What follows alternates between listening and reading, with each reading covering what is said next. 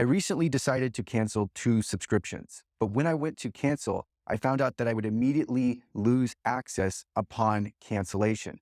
And these weren't discounted subscriptions. These weren't free trials. This was a month-to-month subscription that I had been paying for. And yet when I canceled, I would no longer have access despite having already paid for the full month.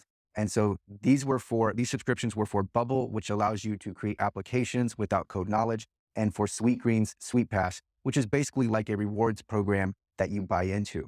So why is this the case? Well, there's only one real reason that I can think that this would happen, and this is to prevent what is called churn. This is to prevent the customer from canceling. The hope would be that you forget to cancel by the time that date comes at the end of the month, and then you renew once again. So it's the delay game. It's another obstacle in preventing you to cancel.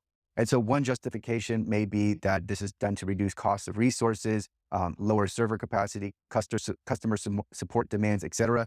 But you've already paid for this right.